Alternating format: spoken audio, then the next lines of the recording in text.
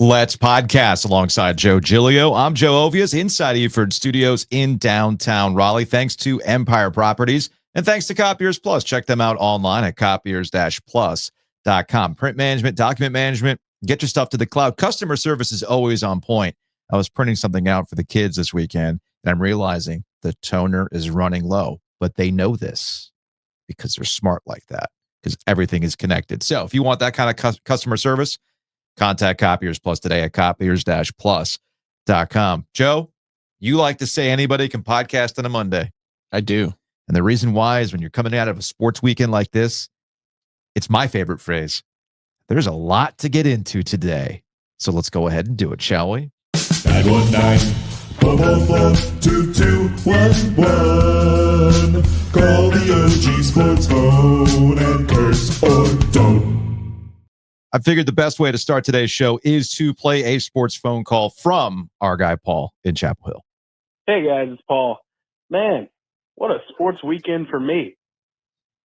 Got UNC basketball falling out of bed and scoring 90 points again. Oh, I miss those teams. Loving that. Canes get a 4-0 shutout. Score a couple times on the power play with their third-string goalie in net. Get the shutout. Love that. UNC football getting a win against Wake Forest. They do that. They seem to be doing that a lot these days. But you still take it. And looking like an actual football team. 6-4, sitting pretty. Bowl eligible. Love that. Best of all, Panthers don't play on Sunday. Bye week. That's a win. And you know what? Even better than that, NC State didn't play. And I don't have to hear 100 different sports phone calls about Dave Doran's 12th year and fire Dave. Thank God. Trust me, we can still find some ways. I mean, we could spin North Carolina's win over Wake Forest into an NC State conversation easily because Joe, and we'll use North Carolina as a jumping off point to get to a lot of college football matters, because I do think that people are finally getting to a realization when it comes to the college football playoff. I think this weekend, the light bulb finally went on for the rest of the country and how we talk about the college football playoff. But let's start local before we get to the ACC in general, and then we get to the college football playoff in general. And North Carolina sometimes overthinks, right? Sometimes they overthink. Against Wake Forest, you don't have to overthink. You got Amari in Hampton. Use Amari in Hampton. Dude had over 100 yards in the first quarter against the Demon Deacons. But the Tar Heels are still going to Tar Heel. I think North Carolina fans understand what I'm talking about. I missed the first half of the game, and I texted Lauren before we did ACC Panic Room, just like, hey, what are we going to be talking about, et cetera. And because I was at the hockey game for the first half of that game.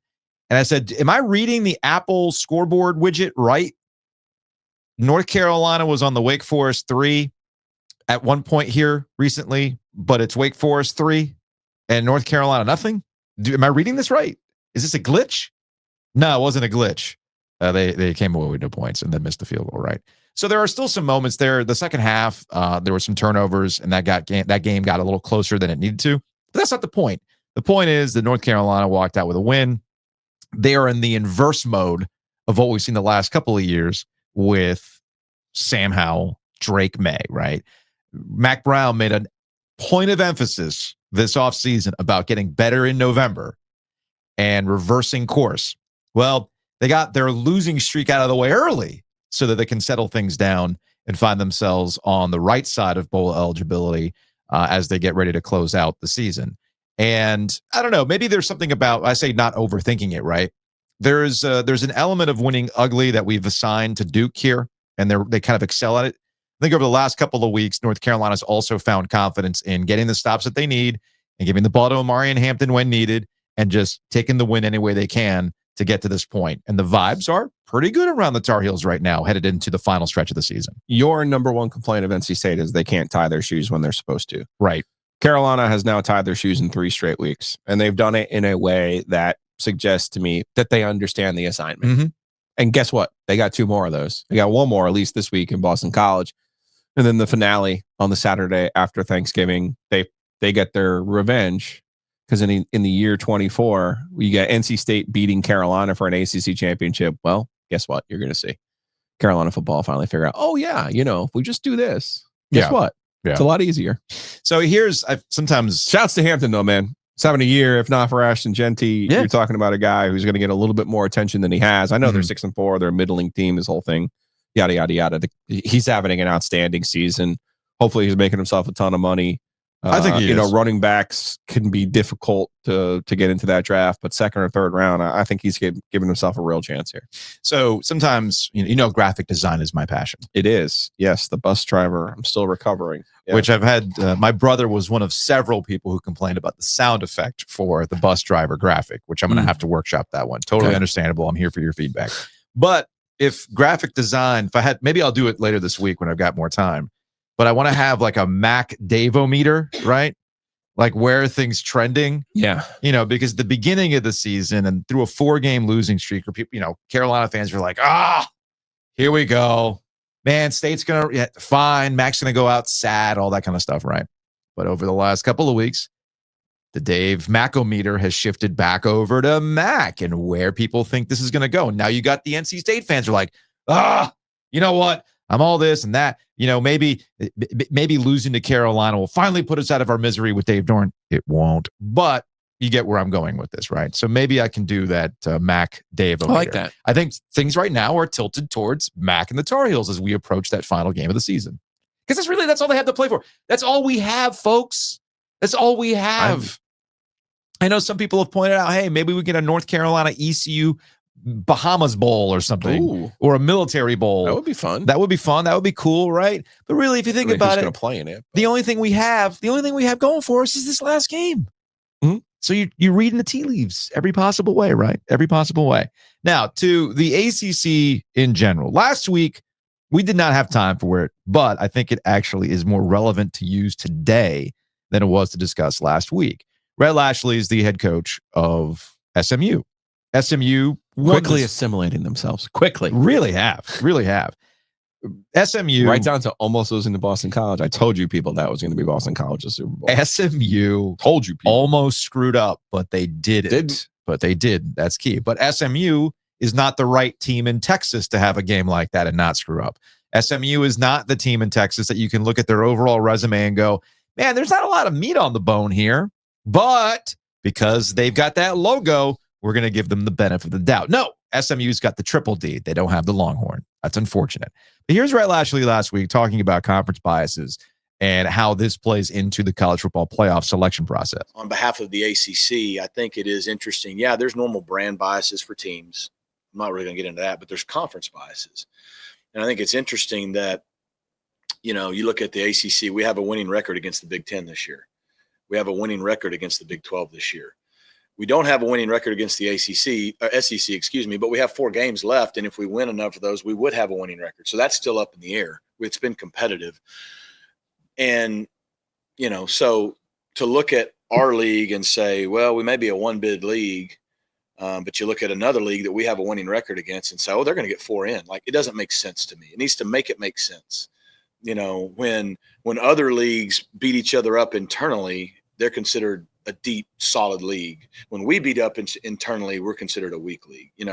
When Kentucky goes and beats Ole Miss, when Arkansas goes and beats Tennessee, when South Carolina goes and beats A&M, when Vandy beats Alabama, that's considered a deep league. When Georgia Tech beats Miami, right? When Louisville goes on the road and beats Clemson, when UVA goes on the road and beats Pitt, we're not considered a deep league. I think we're a pretty deep league. And so I just want our league to get the same respect that everyone else gets.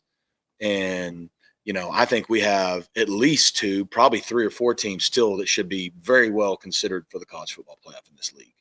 And it shouldn't be any different than the Big 10 or the Big 12. Same thing, Big 12. If I'm them, I'm upset too. I'm like, hold on, we got make it make sense. And when the data and the metrics say it should, I think that's the biggest thing. I think our league has earned the right to be in the conversation. It's insulting to say, oh, it's a 1-bid league, probably, maybe 2. Yet we've got another league that the metrics don't add up any better. As a matter of fact, worse. And we're acting like they just got 4 and it's done. Make it make sense.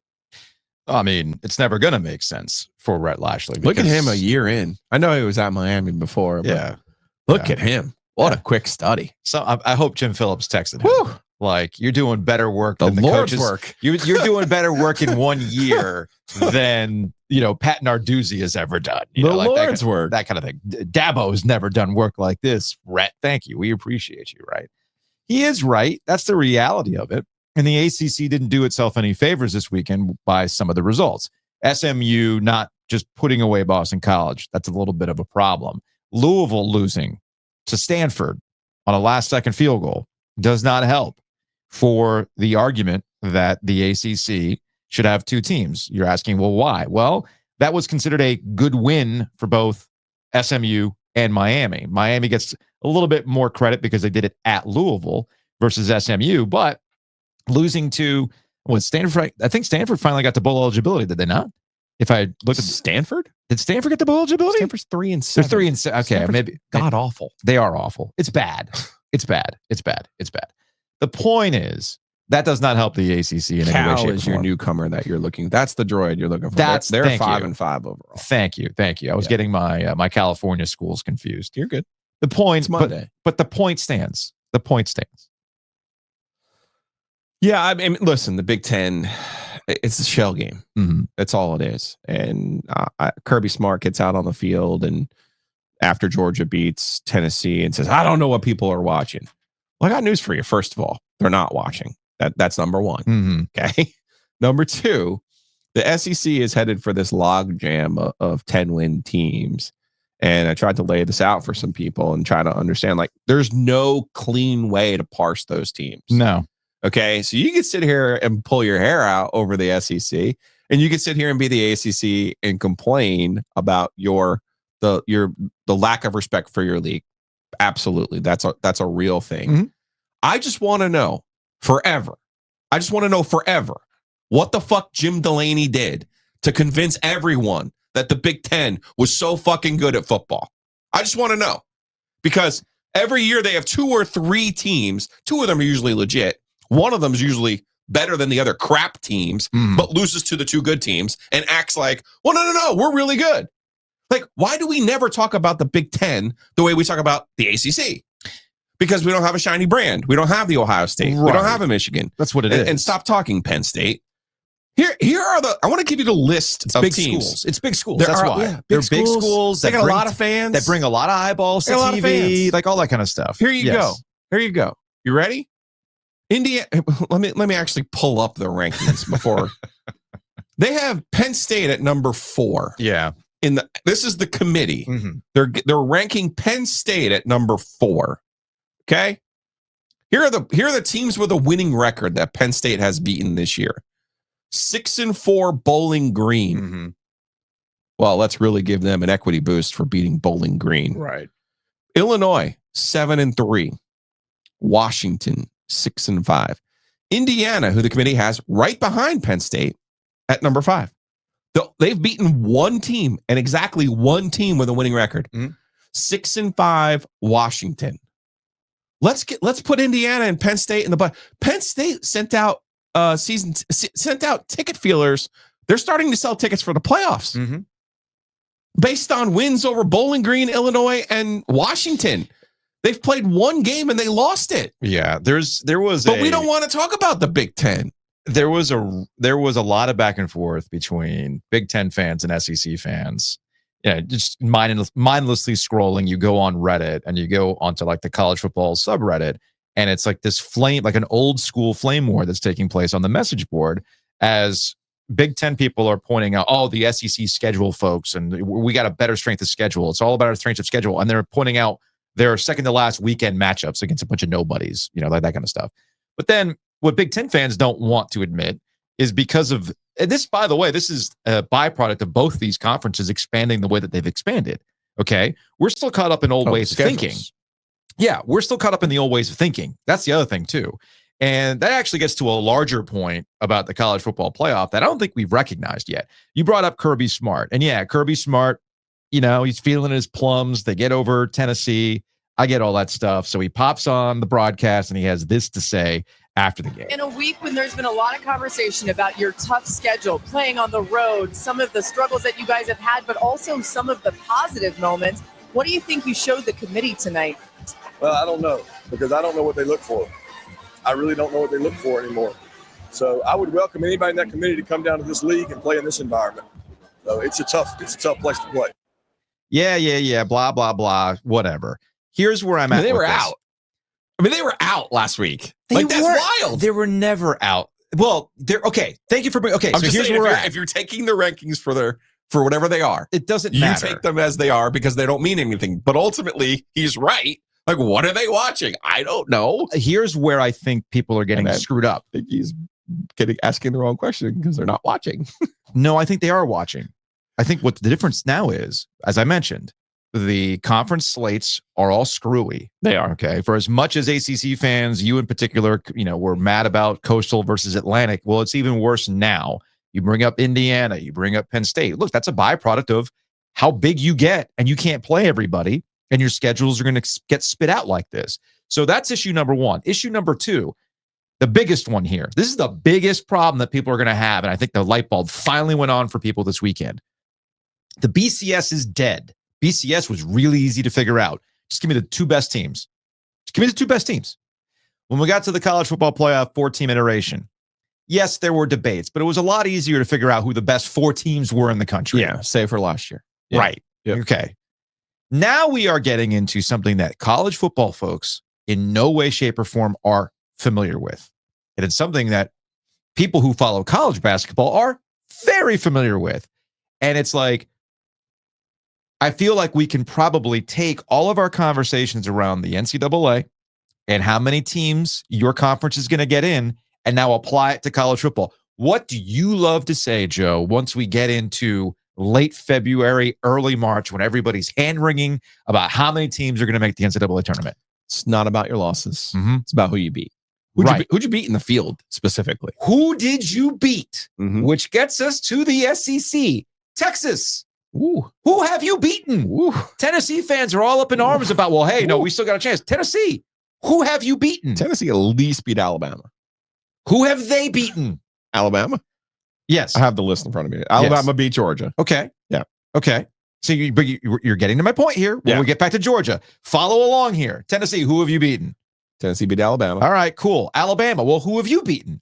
Georgia. Well, who exactly has Georgia beaten? Georgia now has 2 good ones, Texas and Tennessee. But who has Texas beaten? There's your culprit. Okay, Texas and Texas A&M, as we speak, yes, do not have significant wins. Right. Ole Miss, kind of forgotten in all of this, has the win over Georgia. Mm-hmm. I suspect this is what's going to happen, and it's going to make people mad. Mm-hmm. And I don't think they're. If Indiana play, let's play the whole scenario out. All right. If Penn State wins out and Indiana plays Ohio State close, i.e., doesn't lose by 4 touchdowns, which I do not think is going to happen. I think they're going to play a competitive football game. Sure. I do believe the Big Ten is going to get all 4 of those teams in: Penn State, Indiana, Oregon, Ohio State. Okay. The SEC then has the potential to have 4 teams in, but to have 6 of them that actually deserve a look at it. Okay. Mm-hmm. And I think here's what's ultimately going to happen. I think the team that plays in the SEC championship game and loses is going to be punished. And I think the teams who sit at home, particularly if they are the giant brands of Georgia and Alabama, are going to be rewarded. And I think that almost more than anything else is going to hurt some people's brains. I think it really is. So under this scenario, Ole Miss is 10-2. Congratulations, great work. Tiebreak says you go to the SEC championship game and lose to Texas. Now you're 10-3, and Georgia and Alabama pulled it into the barn at 10-2. Mm-hmm. It's a made-for-TV event. They are not leaving Georgia and Alabama out of that format, out of that playoff. They are not. Georgia's done at this point. They have nobody left to play. So that's what I'm saying. They're 10-2. Yeah. They're going to pull this thing into the barn at 10-2 with 2 wins over teams that look like they could be in the field. Although, do we have a spread one on the road? Do we have a spread for the Georgia Tech game? Well, yeah, you got to be careful. Just saying. But they're not an ACC team, but you do have to be careful. Okay, good point. You have to be careful. Because hey, man, I just the know real super weapon. Just got to look out. The real rambling wreck. I'll pull this into the barn by making this point. The Big Ten and the SEC and how they're talking, they're already setting the stage for completely reworking the college football playoff format. rather than owning the fact that their schedules are screwy by the amount of expansion that's taken place, rather than admitting that the college football playoff has taken on the role of the NCAA playoff and the NCAA tournament, where it's who you beat that matters. How many teams did you beat that are in the field? Yes or no? Again, these are all things that we are used to talking about in college basketball that the college football folks are not used to, and it's going to take a long time to adapt to this unless the two conferences in charge who get to make the decision for the future of the college football playoff go, see, this is why we need 4 automatic qualifiers apiece. We deserve 4 teams. I feel like Jim Phillips would be mad at us if I don't point this out. Yeah. Georgia also has a win over Clemson. You know what? I'm going to go ahead and close this segment by saying your favorite words. You were right about Clemson. That they're ACC. That was. Did you watch the pick? I watched the fourth quarter. That's all I watched. That was an uninspiring. At first, I went, "Yeah, there's no way that South Carolina is going to beat them." South Carolina is actually fun and feisty. The chickens are Clemson, cook, man. Clemson's a freaking slog to watch now, man. I know they've got some injuries and things have piled up and all that stuff. You already know who Clemson is, sir. I almost feel like after watching Cade Klubnik just break off a 50-yard run on some bad missed assignments, it's like, Nard dog, you might have to quit football after that one, dude. Come on now. Just go out and beat Clemson. Just be Clemson. That's all I can think about while they were about to win the game. How about you just go and stop Cade Klubnik from running 50 freaking yards? How about that? I can think about. How about that? Housekeeping. Like a state just go out and beat Clemson. Yeah, man. What's so big? What's the big deal? Nobody's beat them in 5 years. What's the big deal? What's the big deal? If you have mess inside your mansion or trash in your cabana, get it clean with Enovana. Big thanks to Enovana for sponsoring Housekeeping. Check them out online at enovana.com. We have a very busy week this week. We really do. We have a live show at Longleaf Swine Wednesday. Now we're going to do the lunch special, meaning that we're going to go live at 1. Yeah, we'll have some Canes tickets to give away too. Oh, okay. Well, let me know the details because I should probably put a graphic together for social media purposes. Yeah. That would be good. Or at least I'll run it through an AI thing. We'll see what AI What spits is out. social media? I mean, what do you mean? What is social media? In this age? It's all AI 24. slop. It's all AI slop at this point. So Can again, we get Zeus and a bra? We're going to go to Zeus at a Bra giving you tickets. So we will be at Longleaf Swine Wednesday, 1 o'clock for a very special Wednesday OG Live. And then we will be out at the Breeze Through on Thursday at 10 a.m. Yes. We're going to be there early in the beer cave. Oh, am I beer caving or dark roasting? I mean, why not both? Both? Why not both? Good call. Do they still make those coffee PBRs? No. Do they? They used to. Oh, I don't know if they still make them or not. I think you did give me one of those one time. Yeah. So anyway, all that's happening this week. We'll give you some more details on social media. Same goes with more details on the basketball Jones. But Monty Jones is going to be back in town. We're going to be doing looking forward to that. January 31st. And that's going to be at the Rialto. It's going to be a celebration of basketball. Steve, I've got your tickets for you. Don't worry. But see, I know Steve is like, what's this got for a state fan? I don't know. We are workshopping getting Mark Godfrey here to tell you some stories about the tough neighborhood. I know Steve was like, what am I supposed to do with this? I mean, something tells me it's going to be a big hate fest on Duke. I'm just saying, just be on the lookout for that. But we probably don't want Matt Davis at State Farm mad at us. No, we don't want him mad at us because he is a big Duke guy. So in the meantime, head on out to insuregarner.com, theoginsurance.com, or you can call Matt Davis at State Farm directly at 919-779-8277. He's going to help you save money on home and auto. Big thanks to Roback. Check out the promo code OG20. If you haven't used it yet, save it. Save it. Big sale. Big sale going on right now at Roback. Roback.com, RHOBACK.com. May I suggest, since it arrived in the mail, that you get that holiday quarter zip with the little reindeer, because I'm very excited to see this. It is sneaky in how it's presented. I thought it was a fuzzy sweater. Right. No, it's their performance. Oh, it's really comfortable. Wow. And it's like an optical illusion. It's really good, man. And of course, it's the Roback comfort that you know and love. And you can go get that right now. They're dropping new stuff all the time at roback.com. Pants, hats, women's clothing, the golf shirts, of course, the hoodies, the zips, you name it. All great stuff. OG20 is our promo code, but you don't need that because they have amazing state and Carolina stuff coming out pretty soon. Big thanks to Hometown Realty. You can check them out online at myhtr.com. You can buy and sell with confidence. Guaranteed offers are leaving money on the table for you. That benefits the other guy. With Hometown Realty, it's making sure that you are the one that is buying and selling with confidence, making sure that you get the full value of your home. That's what it's all about. So check them out online at myhtr.com.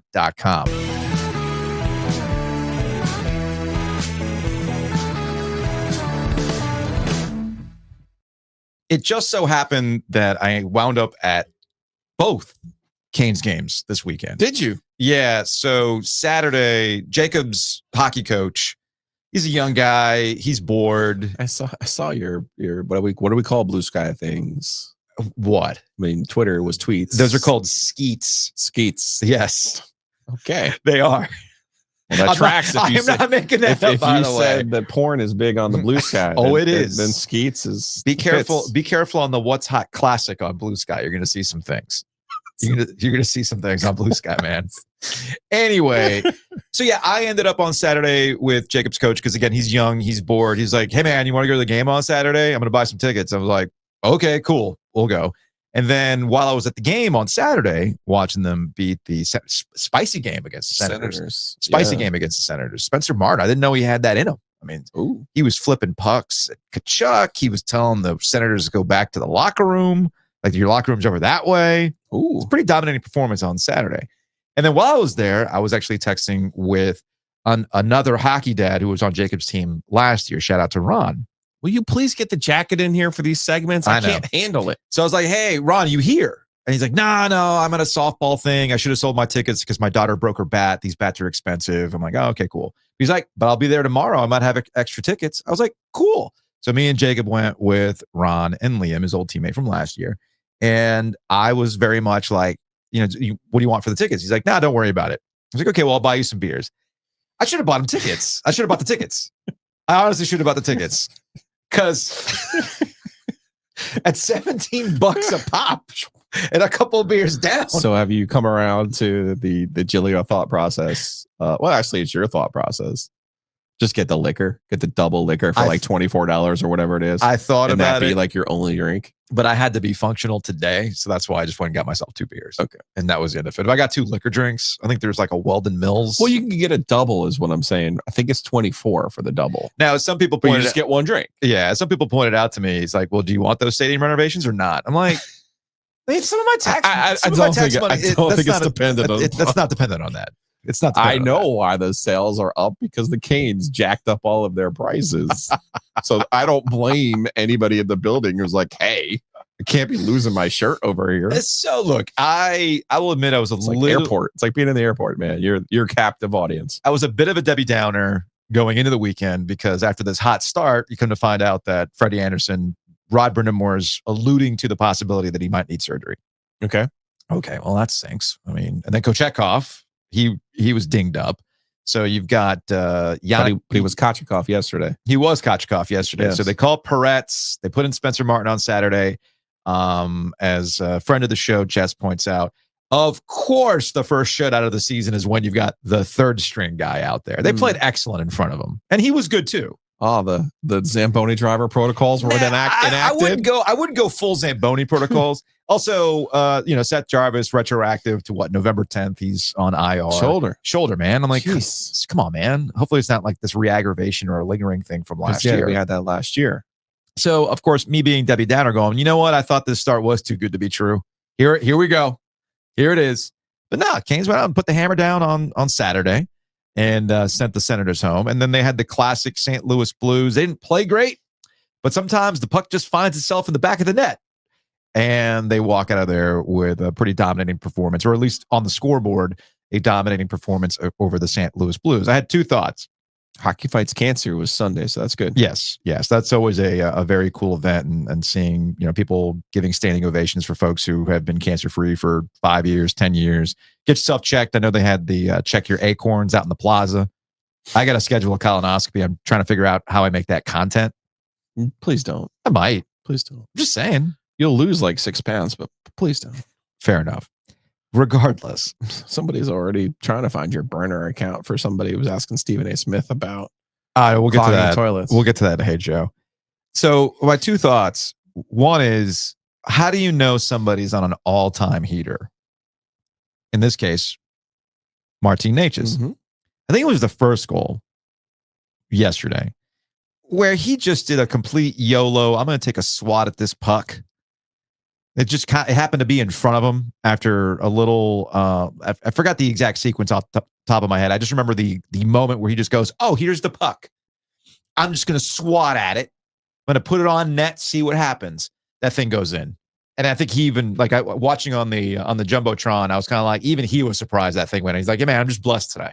I'm just blessed. What, 13 games now with a point? Dude's in an all-time heater. It's running it. Super, super hot, Sun right? running, as we like to call it. And then I texted you and Luke yesterday. When oh, you know what? I had totally forgotten about Justin Falk.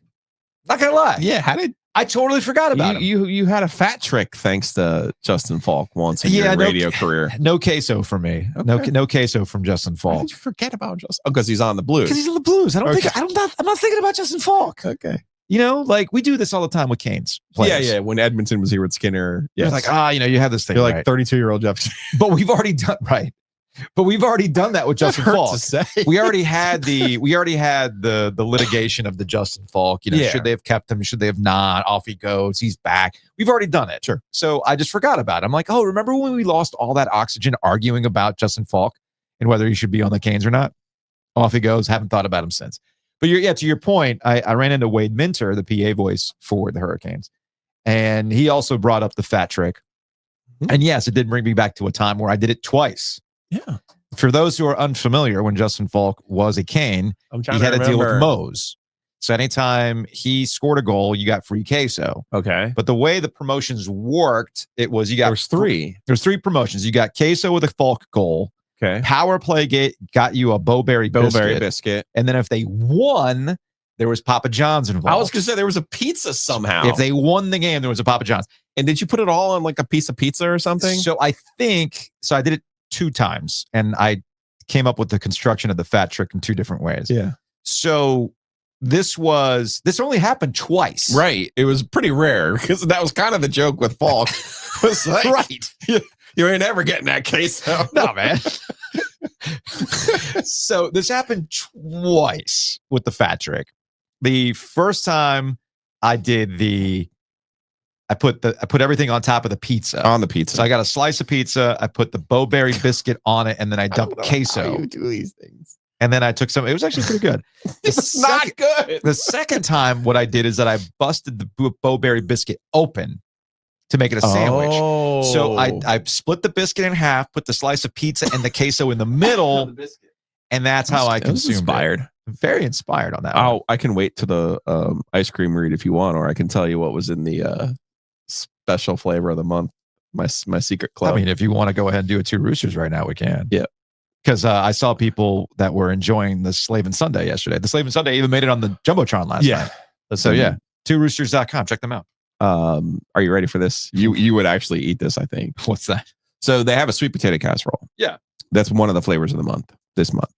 And that is actually sweet. Now there are chunks of sweet potato in there, but it's what you think of like the sweet potato casserole with the marshmallow and then the nuts. Sure. So it's like, then there's like a brown sugar. So it's very sweet. Mm-hmm.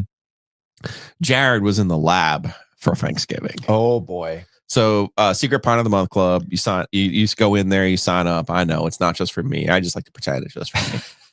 You get 2 pints every month. Yeah. So one this month was a classic chocolate caramel cheesecake. Mm-hmm. Perfect, right? The other, you ready for this? Green bean casserole. Now, the green bean base, not that bad. But do you know what the mixed in chunked item is for a green bean casserole? Is it shaved walnuts? Nope. Or almonds or whatever? Nope. No? Could have gone that way. Yeah, he could have gone with the shaved almonds. He went with the crunchy onion topping. Oh, geez. And I'm going to tell you something. It would be amazing on a turkey sandwich. It would be amazing on a turkey sandwich. Oh, you have to try that. We still got to get the DiGiorno pizza. The green bean casserole. Jared, in the lab, man. That's ridiculous. That is ridiculous. Go to tworoosters.com. Go get the Slavin Sunday. It's fantastic. It's worth it for the lactose intolerance in my book. Just absolutely. What are we worth calling it. that? The power The through power crew? through crew. It's absolutely worth it. Absolutely worth it. All right. Speaking of in the lab,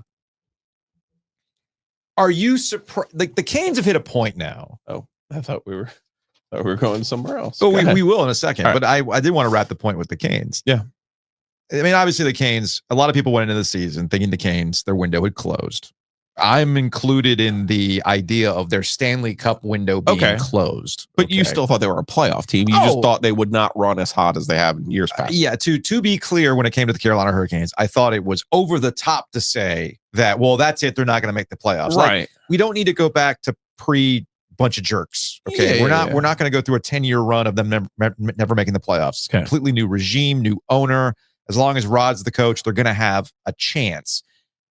But nobody, not a soul, and I'm pretty sure even in that building, they thought they'd have the start that they've had this season. I'm just going to say this. First of all, Okay. the measured take. So there's two ways to go about this. Sure. Right? Sure. You can be a Canes fan and be disappointed in the players that they let go. Of course. If you watched our interview with Rod Brendamore from Invisalign, Yeah. and he was having a visceral reaction He was going through it. through the players that he lost. Yeah. Even he, the coach, the person who's in charge of the culture, was having that moment of, hey, I'm not going to lie to you. We lost some really good players, right? He even might have even said, we basically, in so many words, we got worse because he said we didn't get better. We got worse tonight. Right? Like he was going through it, Mhm. right? So that's number one. You can have that reaction. Number two, you can also have the reaction like, hey, we lost some good players. We're not going to run as hot as we have, but I still think we're a playoff team with our core. That was my. Right? That was my. I That was still my. think we're a take. playoff team with our core. Yes, because that was essentially always my take. the core didn't change. No, right? No. Now I'm going to say this to you in terms of I'm going to make the assumption that I can think on the same level as Eric Tulsky when you say even in the building. The truth is, when you believe in math and the way that you believe in it, you either believe in it or you don't. Right. So he did believe that this was possible. Now, it certainly would have fallen on the high end spectrum of expected outcomes, but they absolutely believed in it because when you believe in math and put your faith in the numbers the way that they do, then that's how you go about it. You can't build your team that way without believing in it. Let me rephrase. I agree with you. Yeah. And that's why I never was in the doom and gloom. They're never going to make the playoffs. Right. Because I'm with you in that Tulsky believes in his math and they trust their process and they trust that they can find those market inefficiencies and prove everybody Robinson. wrong. Yeah, right. Robinson Roslovich has been the focal point, but Robinson continues to be a guy that you're going, oh, yeah, okay. Very cool. useful. Very useful guy. Okay, cool. How about that? But let me rephrase. Yep. Because I think the start is more about Necas than it is about the Canes. Oh, for sure. Did anybody think that was going to happen? Outside of Marty Necas' dad, no one. Okay. Is he now criminally underpaid? Look how quickly that changes. Weird. So strange. Now, I do think that this weekend also gave you some glimpses of if this team is already at this point and everything else starts to come together, you know what? They can be super, super dangerous, depending on this is outside the goaltending conversation, right? Right. Aho finally got back on the board. Guess who scored last night? Svechnikov. Svechy. Right? Mhm. So if those things, with Aho, he goes through that. I never doubt that Aho is going to go through some of those ups and downs. At some point, he'll break through, he'll score his goals, whatever. There's enough playmaking ability with Aho that I don't get too wrapped up about that.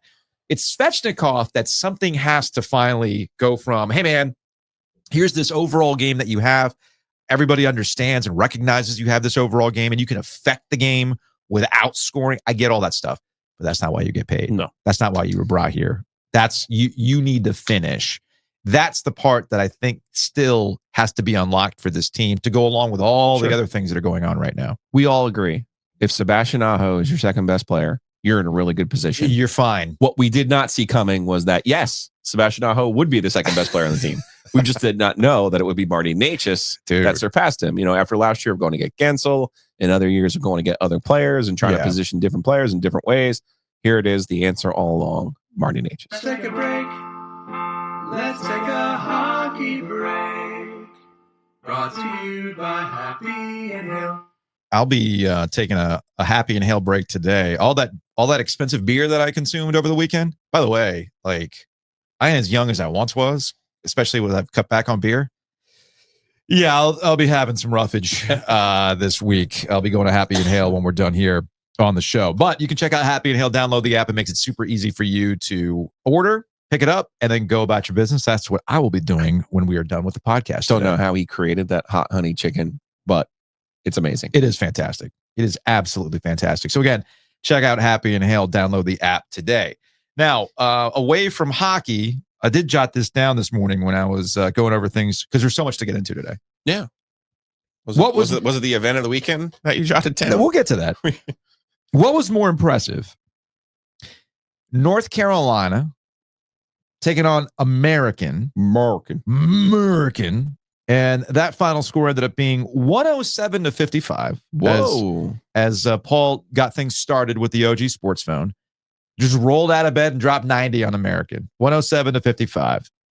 Or is it Duke playing Wofford at home? And I thought it was a halftime because I didn't watch the game in real time. I thought it was a halftime score when the alert came through. 86-35. It was 51-17 and the 51-14 in the first half of this basketball game. So what was more impressive? I mean, neither was a good opponent, but you have to respect what Duke did by rebounding from their loss to Kentucky because you can go a couple different ways there. Plus, it's a noon start. Yeah, on a Saturday like that had potential to be an emotional challenge. So check marks for them, and then Carolina check marks for them too. Because, man, Elliot Cadeau, just as we all talked about in the offseason, like he's going to make a jump.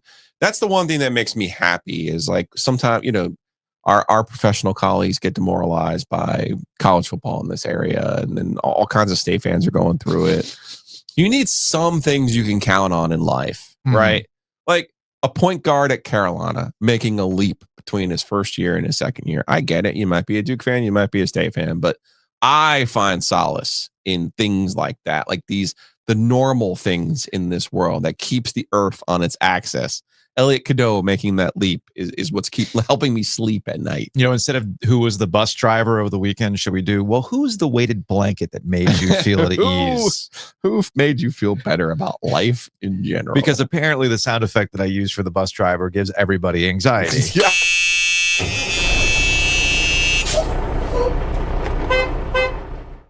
It is a bus because that's what iMovie said it was. That sounds like Austin Powers putting the cart in reverse and that sounds like so maybe I should do who was the weighted blanket of the weekend? Who made you feel comfortable? Who made you feel good? Made you feel good.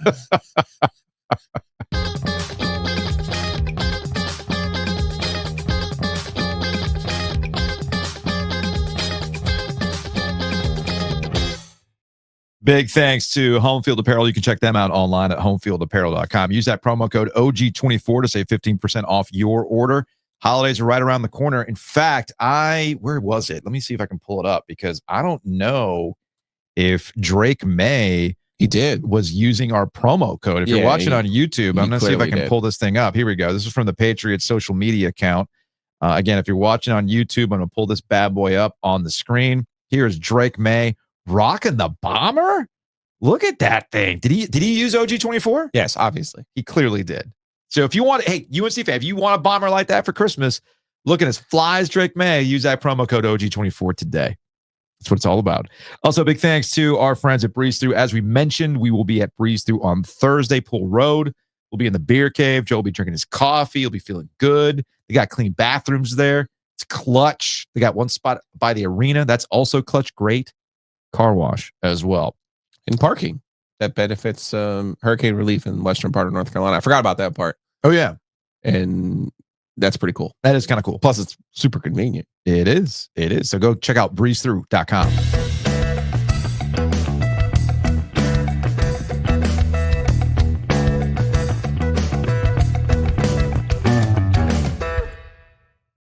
As I mentioned, Paul set the tone for the day with his OG sports phone call, but I did want to go to another OG sports phone call before we get into some NFL topics. 919-444-2211. Call the OG sports phone and curse or don't. This is from a 910 number. Tell me something good. Wow, wow. No Panthers games today. Go touch grass. Go enjoy a movie. Go do something. It's a beautiful day for your health. Get some Nature's Relief while you're at it. I know I will. Have a great day, boys. Tell me something good. I will tell you something good. The Carolina Reapers struck again. I called this last week after the Panthers beat the Giants in Germany. Sure enough, Adam Schefter this morning, the Giants are going Tommy DeVito. Hey, Tommy. First start of the season coming Sunday against Tampa Bay. MetLife Stadium. Is he still with that agent? Tommy used to work on the docks. Yeah, the agent's brother is a receiver at Clemson. Oh, that's amazing. Bring out the old horn, baby. It is time to see the gold horn on the chain. It's time to bring Tommy DeVito back. So the Carolina Reapers strike again. Also, I want to give you an example of stats can be manipulated. Numbers are all bullshit. Okay? Numbers are all bullshit. So here, let me see, where'd it go? Here it is.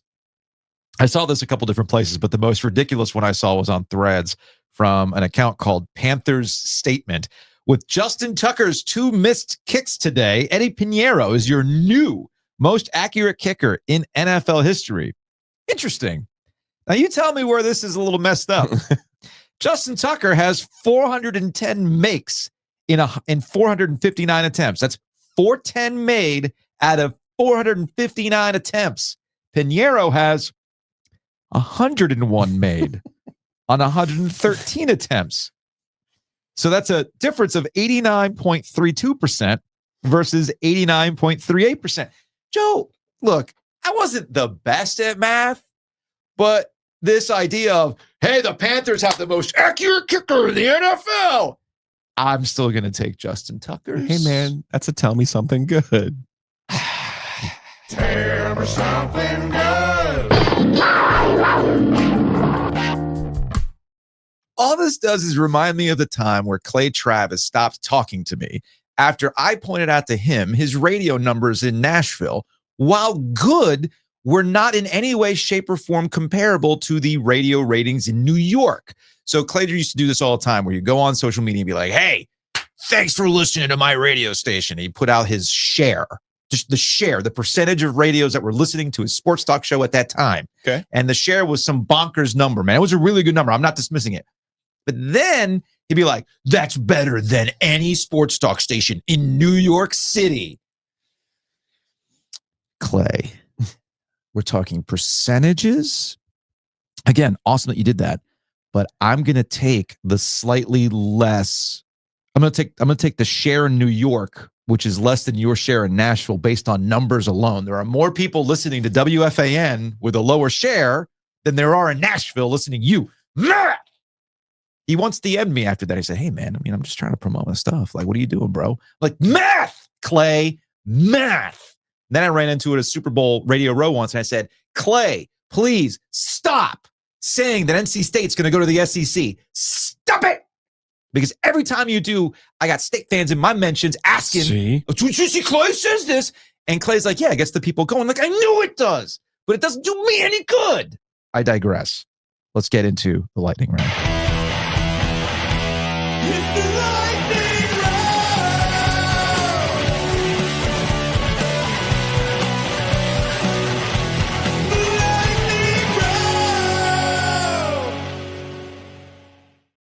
And of course, the lightning round is brought to you by Sam Jones Barbecue. Check them out in downtown Raleigh. Great barbecue. The crackling mixed in with the pork is fantastic. And of course, the sides are money. And with Thanksgiving around the corner, they can help with the catering and even with the smoked turkey itself. It's pretty good stuff, Joe. Mm-hmm. Big on the turkey. Like all their sides. Their mac and cheese is good. I like the way they make their mac and cheese. I know not all mac and cheeses are made the same. Yeah. I like their mac and cheese. Yeah. All right, let's get started. The Chiefs lost, Joe. The Buffalo Bills have the blueprint. Yes, clearly, obviously, clearly. Now, I think we could say that the Chiefs were due for a loss. We could also say Josh Allen played really well. Yeah. Good for the Bills. The only thing that bothered me about this game was when Jim Nantz on that 4th down touchdown run exclaimed in delight, "Oh, that's the play of the year in the NFL." Because he said, given the stakes. And I would what were the stakes? I would just question Mr. Nantz. Well, did the Bills win the Super Bowl? Is that what happened? Right. Oh, they're the number 1 seed now, and they're going to be at home, and the Chiefs are going to have to go. Nope, that didn't happen either.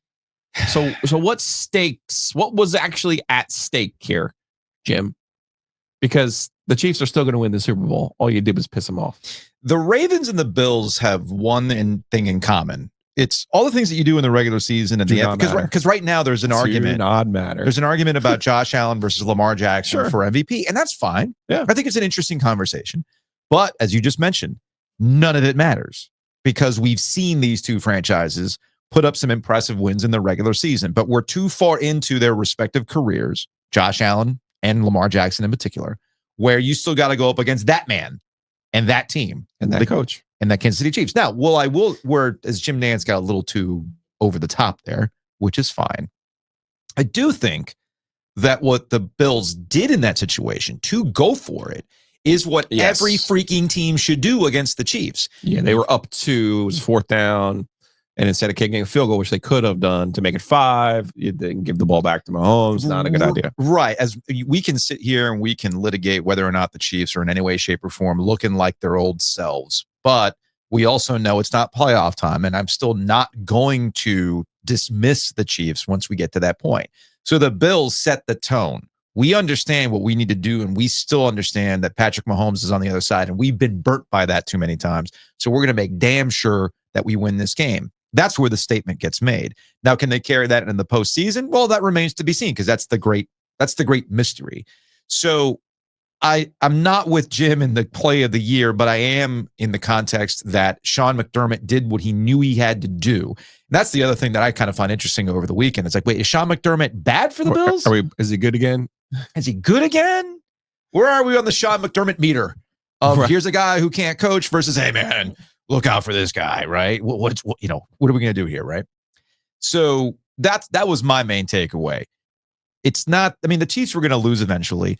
I'm kind of sad that the Chiefs aren't going undefeated into the game against the Panthers because I know that would have been fun. I know it's shit posting, but I know that there are Panther fans out there who are like, Bryce Young's going to get the old man. The young gun is going to go and get Patrick Mahomes. So we're denied that because I was curious as we talk about the Carolina Reaper.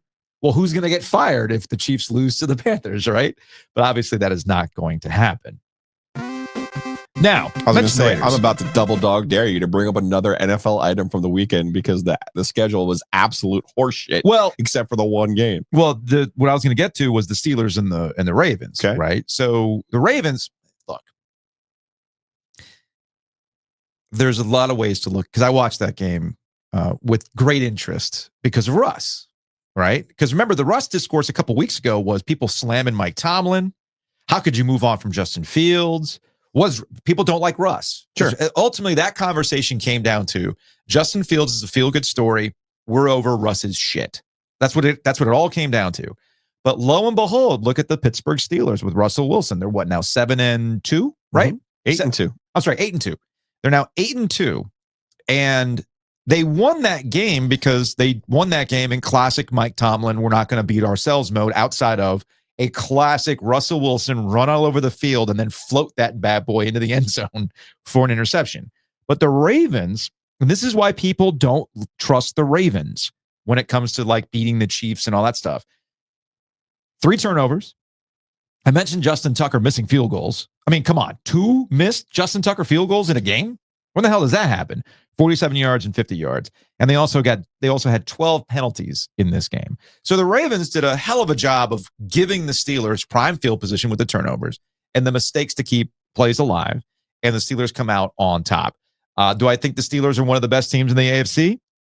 Based on record? One of the best defenses. They got one of the best defenses. That's fine. And all you ask is that Russell Wilson doesn't screw it up. Yeah. He only screwed it up once in this game compared to all the times that the Ravens screwed it up. The Wolf blood had a takeaway in this game, man. That was some kind of play by Peyton Wilson to take that ball away. And he has no more ligaments. Do I have understand that? Right? He does not have an ACL. No ACL. Who needs an Who needs an ACL? Take them both. I don't fucking need them. Now, what was the NFL item that you were waiting for me to bring up? I don't know because there was only one game of interest from the whole weekend for me. I got Doug Peterson's probably going to get fired. I got the Dolphins dolphining, and I got Aaron Rodgers crap. But what else did you have? The Aaron Rodgers hot dog video was my favorite. It's just the accuracy. It's just so good. Here we go. This is on Instagram. This is from 2 days ago. Could have killed someone. Whose car is this? Yeah, come on. Whoever did this, just get fast. We promise we won't be mad. What? Hot dog mobile that was crashed into the. We're trying to find the guy who did this. So this stat's been floating around. It's freaking hilarious. Win percentages as a Jets quarterback. You have Zach Wilson, 36.4% win percentage as quarterback for the Jets. Sam Darnold. There's a different conversation about Sam in Minnesota, but we can table that one. 34.2% as a Jets starting quarterback. And Aaron Rodgers, 27.3% as the starting quarterback. I saw the meme going around. Aaron's best play as a Jets quarterback, and that was when he ran out of the field with the American flag.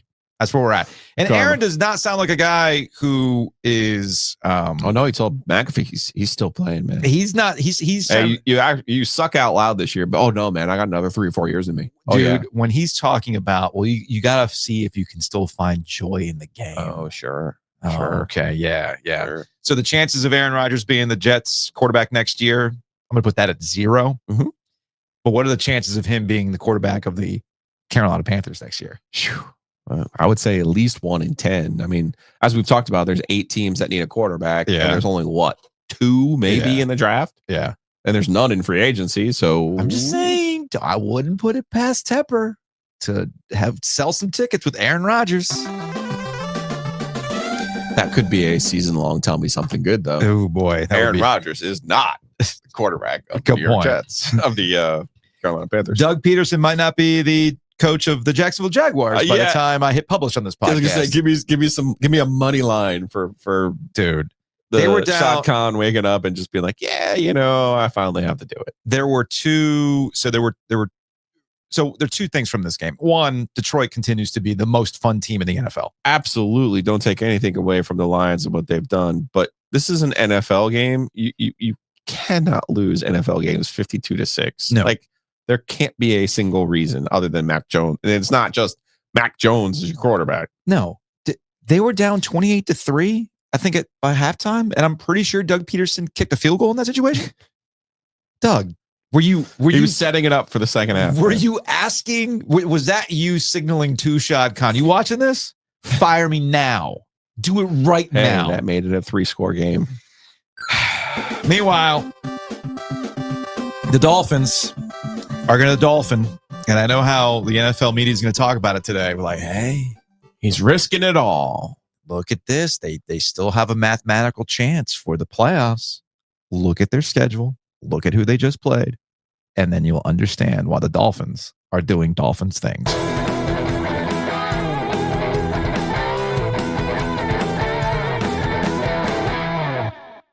Big thanks to O2 Fitness Clubs. O2fitnessclubs.com is the website.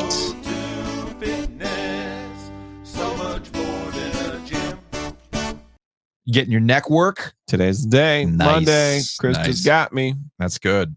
That is good. I will be going to the gym later this week because I need to start getting some sweat.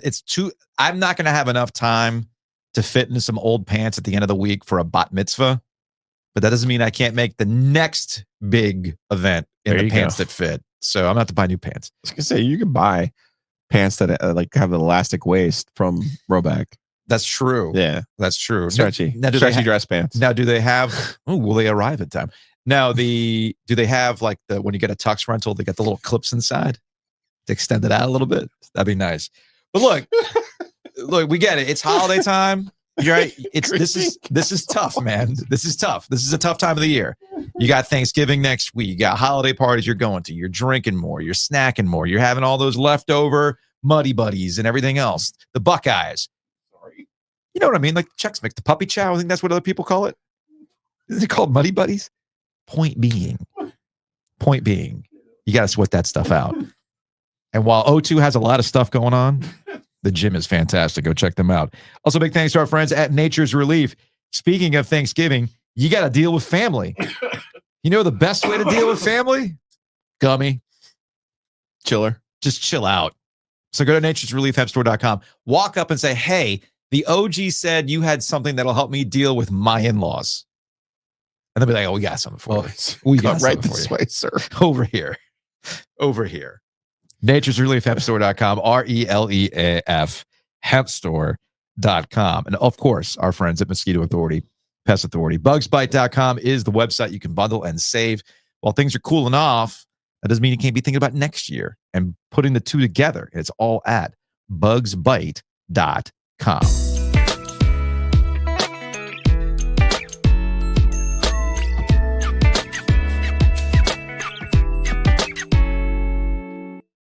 Did you watch the Tyson fight on Friday night? I did.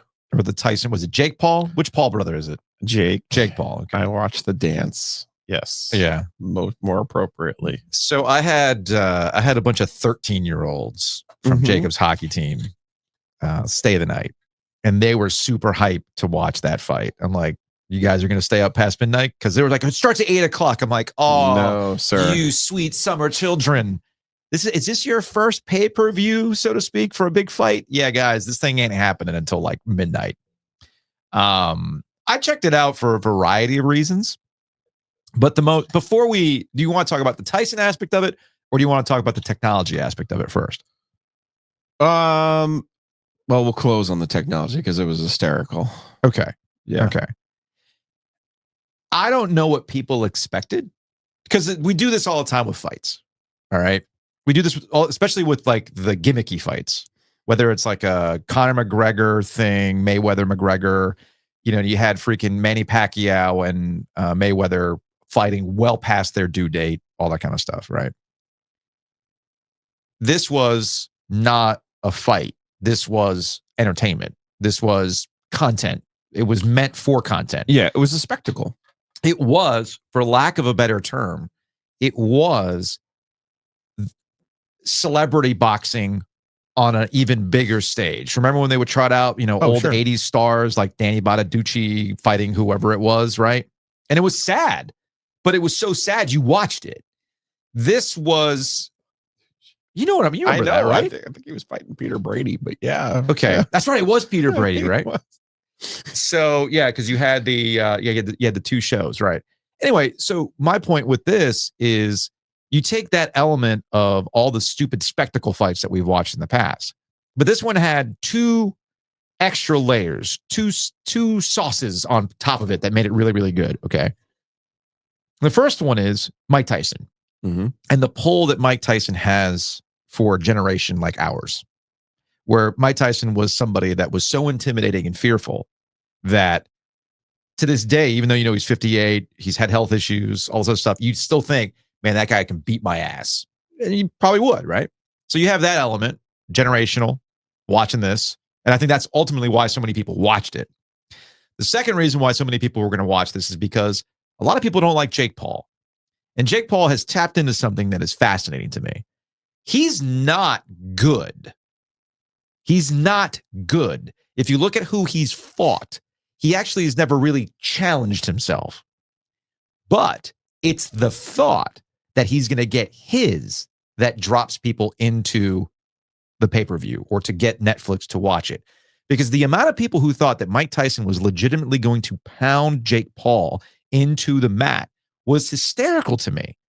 All I was looking to see was, could Mike Tyson stand upright for a couple of rounds, which he did. And that's impressive in and of itself if you know where he was 6 months ago. Sure. He had like 8 blood transfusions or whatever it was, right? Spectacle is the right word. And I respect Jake Paul for pulling this off. Sure. In 2 ways. Sure. 75,000 people. We were excited. We had 400 at the Rialto. Dude put 75,000 people in the Giant State in Cowboys Stadium. Yeah. You mentioned the McGregor Mayweather. That was in Vegas at a regular normal arena. I think it was like MGM Grand. Okay. Right? And that was pretty cool. But this followed very similarly. It was a dance. It was, here's one guy who can box and here's one guy who can't. You know, I will say this also for Jake Paul. Good for him for having the card that he did and putting the spotlight on the women fighters that he did. That was a good because fight. that Katie Taylor Amanda Serrano fight was better than any fight Mike Tyson's ever been in his career. Yeah. Okay. That was Hagler Hearns. That was straight out of the 80s. That was amazing. Amazing. And how these judges came up with Katie Taylor winning that thing, I have not a clue. Yeah. Okay. Yeah. That was worth everything. I was going to say, if your kids were paying attention to that fight, they'd be like, oh, wow, this boxing thing's pretty cool. Yeah. But Jake Paul, I suspect this about Jake Paul. He's probably a better fighter than we're giving him credit for. Okay. Because the thing we act like with like fighting and some of these other things is like this isn't like college basketball or college football where you go to Duke, you go to Carolina, you go to Ohio State, you go to Michigan, then you turn pro. Like you can take all kinds of different angles to get there. All right. So I think he's probably better than we're giving him credit for, and we'll ultimately find out. But there's a Rocky 3 spectacle to all this, and who he's choosing as his opponents and how he's putting it on and how these things go about. But yeah, I mean, the easiest bet of the whole night was that it was going to go 8 rounds because first of all, they were only 2-minute rounds. And second of all, I think the gloves they were using were like cartoonishly big. Yes. Like it was odd. And then Tyson, I don't know. I mean, yeah, there were times where he looked 58. And then when he came out, he did look pretty good when, you know, you had to have a certain feel when he came out in the arena. And yes, everybody and their mother wanted to punch Jake Paul and Logan Paul when they came out in this stupid car with a pigeon in the back of the car, as if there was any kind of animosity between the two between Paul and Tyson. Everyone knows they're friendly. And playing in the air tonight, you know, and it's just kind of like, yeah, dude. So the references you're making for people who are unfamiliar, Mike Tyson in the pigeons. Yes. In the air tonight with boom, boom, boom, boom. That's from which The is Hangover. which is really how the younger generation, the 20s, 30s got into Tyson. Yes. Right. It's kind of like my generation, more so than yours, is like, why do we lap up all of these shows and movies about the 70s? We weren't cognizant of what was happening in the 70s, but Godfather, like all the things, any Vietnam, era. Why do we lap this stuff up? Mad Men. Why was Mad Men such a success? Right. From the 50s and 60s. Yeah. Because we try to go back and be like, wow, that was really cool. And I think that's what this 20s and 30s look at Tyson from Hangover, not even really who he was. No, because for us, Tyson's story arc, it's like our old rappers. He went from this feared person that was a problem and a danger, and some really fucked up shit that he did back in the day. The whitewashing of his timeline, right? That's what I'm saying. Fairly amazing. It's like there's a lot of whitewashing that's happened here. Okay, so but he's now become like a caricature of himself. I mean, he also has a good story. He has the redemption arc, right down to wearing his jock with no pants on. I know, just the jock. Yeah, and he turns right after kissing his kid. Yeah. With his ass hanging I was out. not expecting to see. Literally, the only part of the entire broadcast that did not glitch was bare ass Mike Tyson. Yeah. Like, yeah. What? Double cheeked up on a pay-per-view. Let's go, man. So the thing, to your point, Tyson is this legendary figure. Yes. This is where I give the Paul brothers a lot of credit, specifically Jake Paul. He understands that. The only reason why this had 65 million viewers worldwide was because of Mike Tyson specifically. Sure. And then the second aspect of it, as I mentioned, the possibility that Jake Paul was going to get his ass beat. And if you look at Jake Paul's overall fight record, I mean, the second guy he ever fought was Nate Robinson, and he knocked him out, right? Right.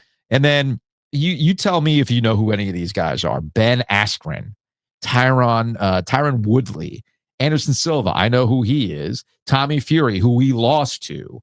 Nate Diaz. These two guys don't even have Wikipedia entries. Andre August and Ryan Borland. Again, let me explain that to you. You don't even have a Wikipedia entry for a guy that you beat before you took on Mike Perry and beat him by TKO earlier this year? Well, that was the fill-in for Tyson. That was the fill-in for Tyson. I'm just saying to you, there's no like one way to go from people get mad at him, and I even saw the video of him dancing to "Call Me Maybe," I think it is, or "Party in the USA." Like, and he's a YouTube guy. Yep, I get it. Yep. Like, again, respect the fact that a YouTube guy can get 75,000 people into a stadium. Yep, and get the money that he got. Now, can we get to the comedy portion of all of this, other than the Tyson and his bare ass? Well, there were two things that were hilarious to me with Jerry Jones in particular. So it's in Jerry World. Mm-hmm. They put the curtains down for this, by the way. I just want to put that out there. Jerry Jones will not put the curtains down for his own wide receivers in a mid-afternoon game, but to not mess with the lighting at a boxing with all the pomp and circumstance, well, they put the curtains down for that, for complete darkness in the building. So Jerry, he starts by almost kind of like introducing Netflix to the world. So excited in the NFL about Netflix becoming a huge part of our future. This tonight gives us a chance to go to 40 million people and just from right here. So yeah, do you think that's the first time Jerry Jones has ever heard of Netflix? He invented Netflix, introducing Netflix very to big the world. David Tepper energy. Look, man, I don't want to bang on Jerry too much. He's up there in age. He understands that Netflix has a lot of money, and he just wants to make sure the NFL also gets a lot of money because you've used him. Yeah, he's the head of the committee that doles out those contracts. Which gets to the second part of this with Jerry Jones. And this was from YouTube. And I watched this happen live. It was hilarious. So Netflix is already having a bunch of glitchy issues. Oh, my God. Buffering problems. I think my favorite meme was the one saying, I've seen this before. And it was Mike Tyson's Punch-Out. Like the current visual quality of Netflix looks like an 8-bit Nintendo game from the 80s. So this happens in real time. Yeah, you've had Canelo, you've had Errol Spence. How's the buzz compared coming up to this fight? We've had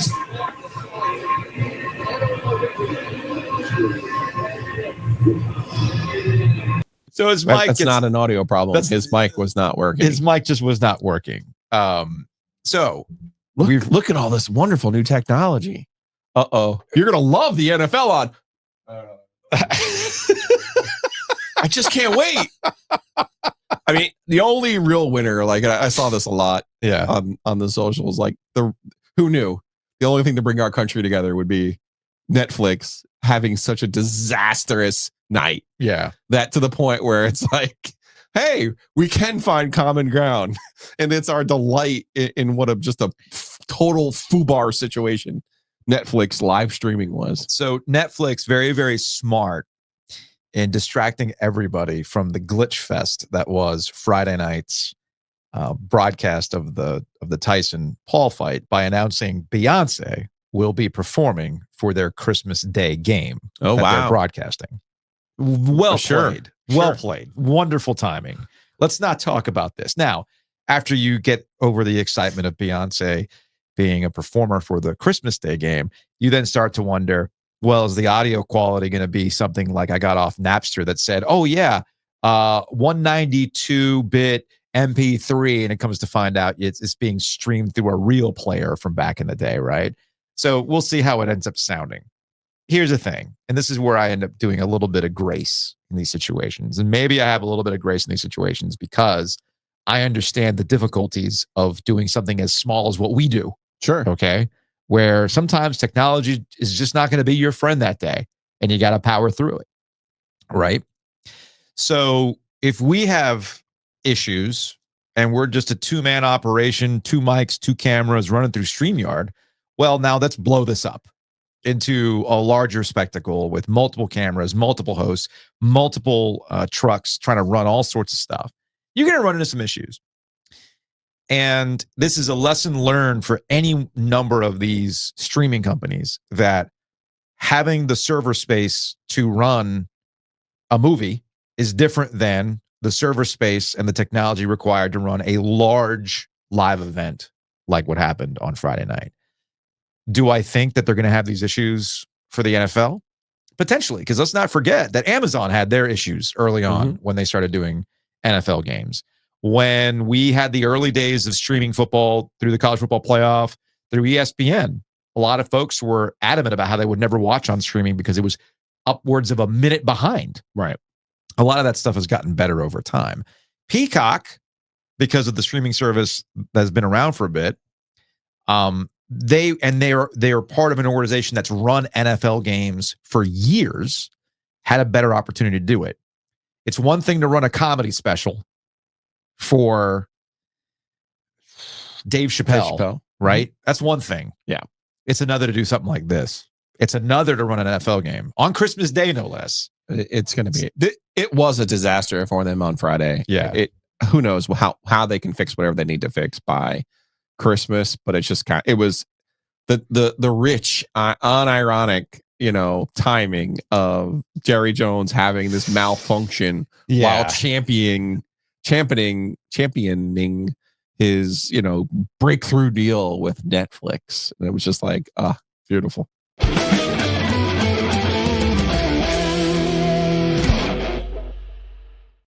Big thanks to Whitaker and Hamer. Check them out online at wh.lawyer. Attorneys and counselors at law. If you're a small business, a medium business, you need contracts. You need to make sure that you got an employee handbook. They can make sure that that's handled. Or you're Joe Giglio and you have traffic violations. They can handle that as well for you. So check them out at wh.lawyer.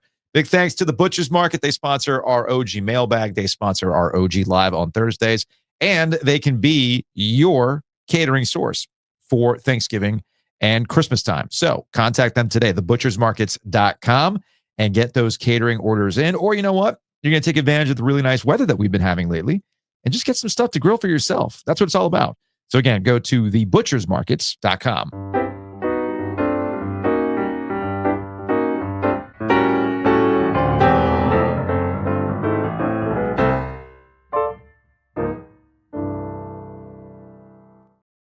All right, let's get out of here on some Hey Joe. Let's go to the OG Sports Phone, shall we?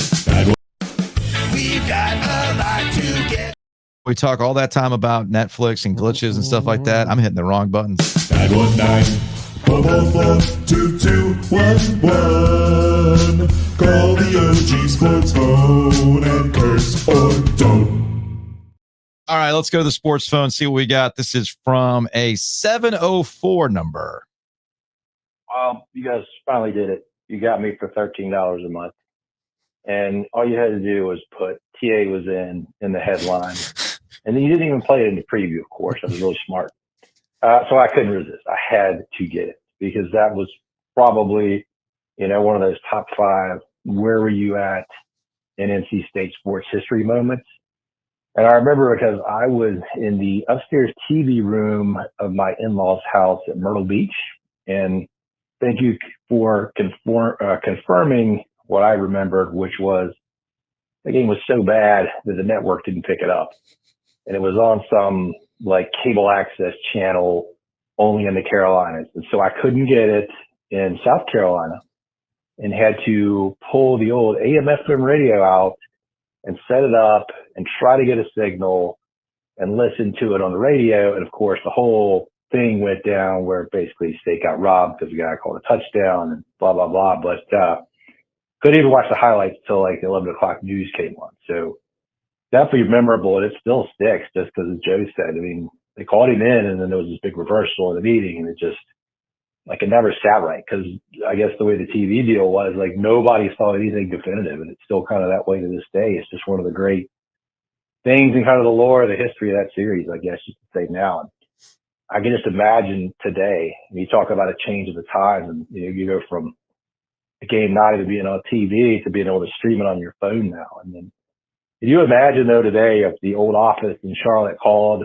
to the stadium and said, we saw it here, he was in, give him the touchdown, or nope, he didn't get in, whatever the case may be, it would have really fired everybody up and been a whole another to-do today. So I'm glad it happened 20 years ago, but it is what it is, and it's definitely, one of those things I will never forget as an NC State fan. Thanks.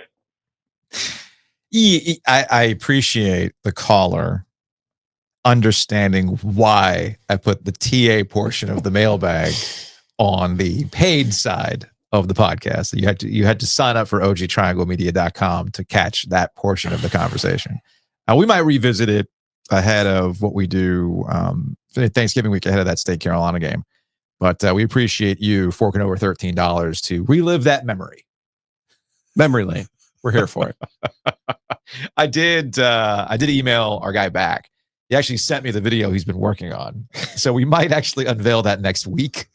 just to revisit, I mean, ahead of a State Carolina game. Which reminds me, I guess, hold on a second. I think we let's have a meeting. Let's have a meeting. What do you want to do about next week? You want to do Monday, Tuesday, and then see everybody on Saturday for an After Dark? Yeah. We'll do that. Okay. Perfect. Yeah, anyone can podcast on a Monday. Tuesday, I don't know. Saturday is an After Dark. Yeah. Yes. Do we even know what time that game is? No. Still up in the air, right? We do not. Yeah, great.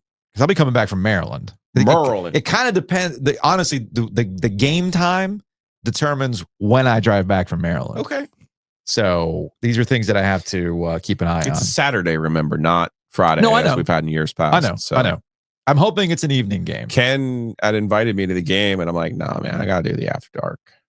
I got to do a couple fireballs. We'll get you out in the quad, dude. No, sir. I will be in the live Joe Giglio from He's Not. I will be in the friendly confines of the Eford Studios, thanks to our friends at Empire Properties. Well, we have a lot of bourbon that we can get. Not even necessary, man. Like, dude's gonna run for 1 million yards. State's gonna lose.